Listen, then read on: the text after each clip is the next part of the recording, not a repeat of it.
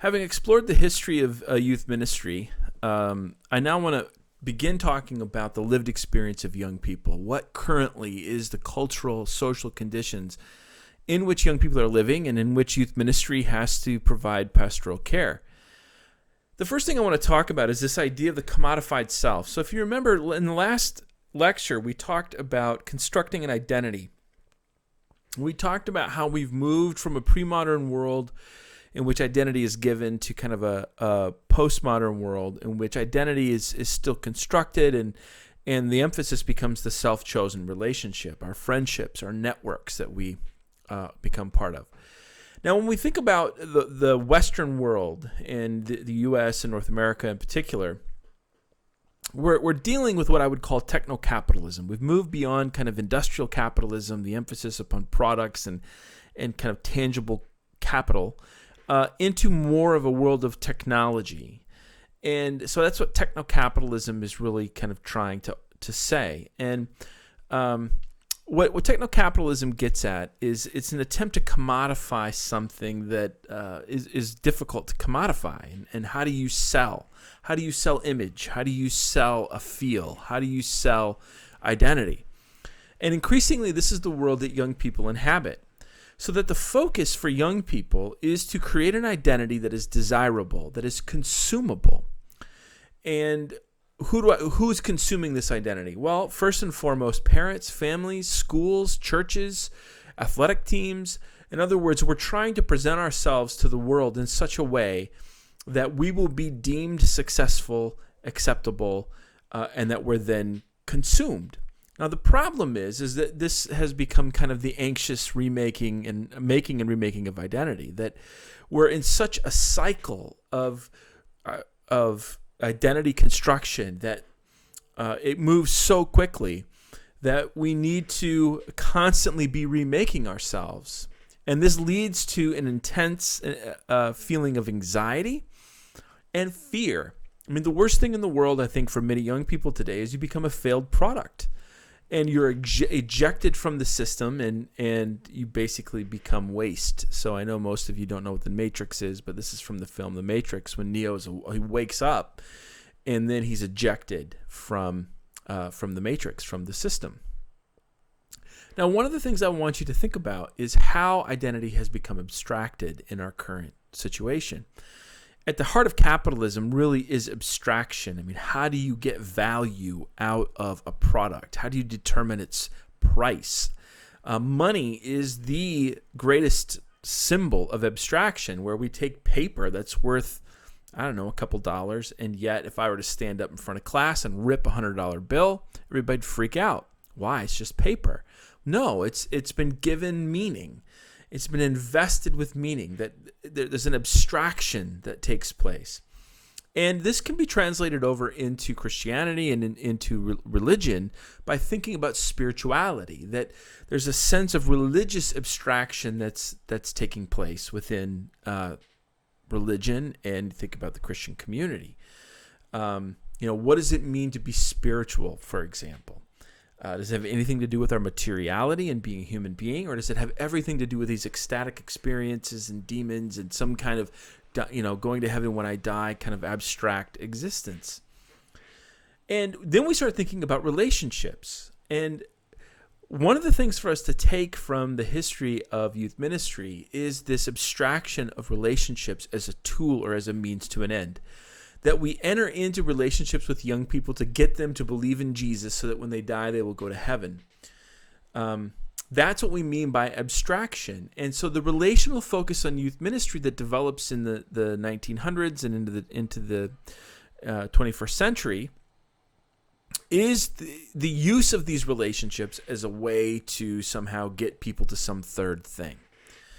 And so what does the gospel look like? What does youth ministry look like in this age of hyper abstraction? What does it mean for us to minister and tend to the identity of young people? How do we help them live into their creatureliness and into their humanity in Jesus Christ? That is going to become a focus of youth ministry. Zygmunt Bauman, a philosopher, has a couple quotes I want to read. To enter the society of consumers and to be issued permanent residence permits, men and women must meet the conditions of eligibility defined by market standards. They're expected to make themselves available on the market and to seek, in competition with the rest of the members, their most favorable market value. While exploring the marketplace in search of consumer goods, they are drawn to the shops by the prospect of finding the tools and raw materials they may and must use in making themselves fit for being consumed and so market-worthy.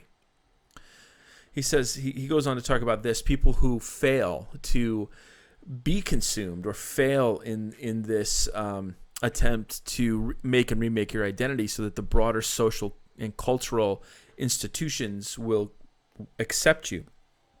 He says they are the outlaws of the market, flawed as consumers and devalued as commodities, and they pose ethical and political problems for a neoliberal biopolitics. It defines itself as the apogee of freedom and democracy. Unable to participate in the rituals of status-seeking consumption, those othered in a consumer society are subject to a new lexicon of cultural domination and symbolic violence that distributes shame and humiliation to those lower down in the hierarchy. They also bear the pain of failure, of being a loser, of being invisible to those above. These new waste products of a consumer society include the poor, the jobless, immigrants, youth, and other individuals and groups who occupy a limited space marked by insecurity, uncertainty, and deprivation.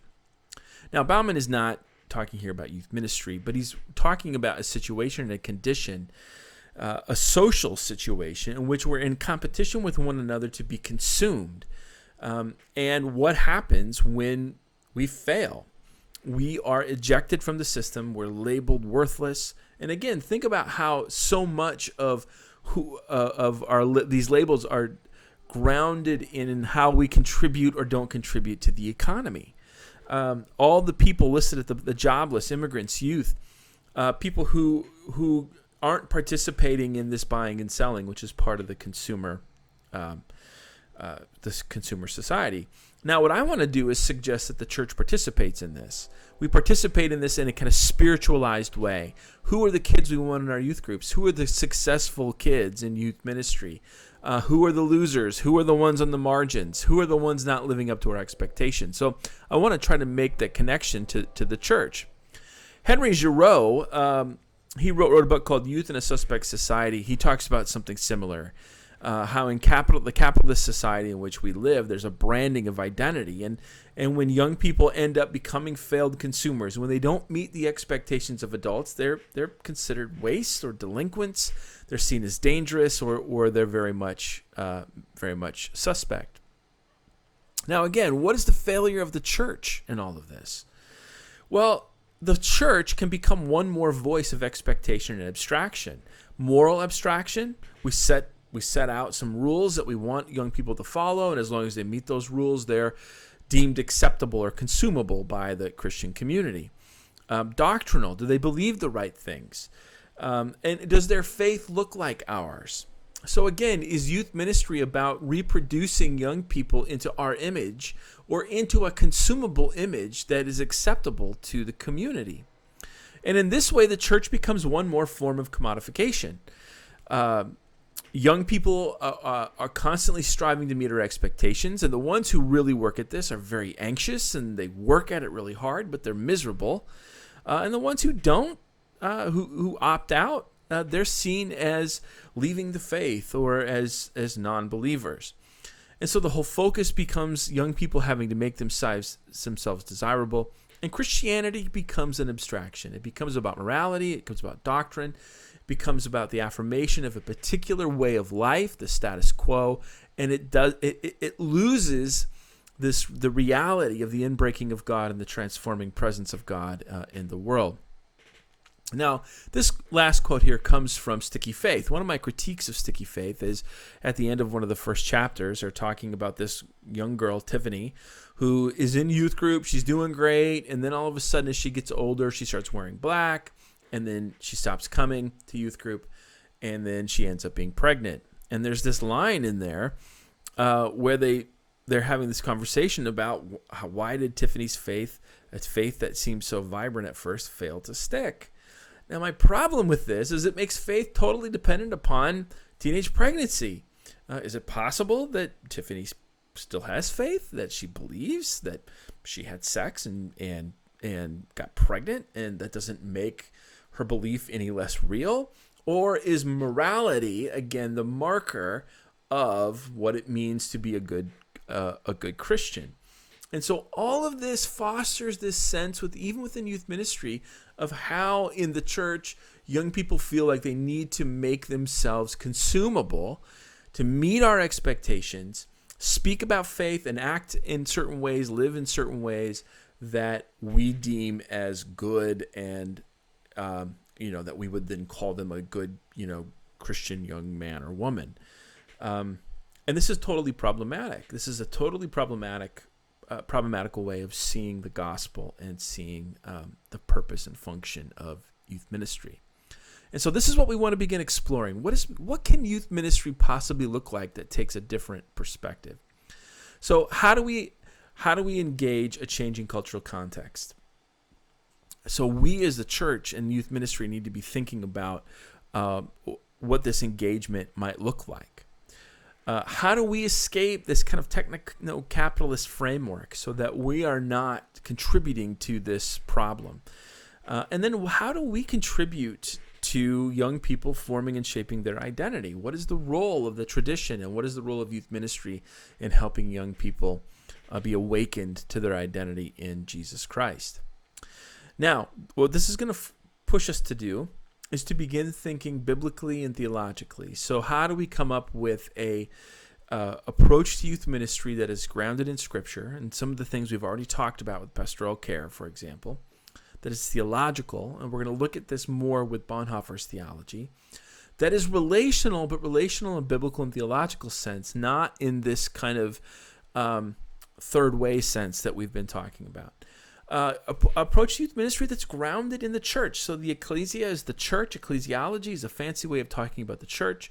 What does it mean for our youth ministry to be a part of the healthy church, a healthy Christian community?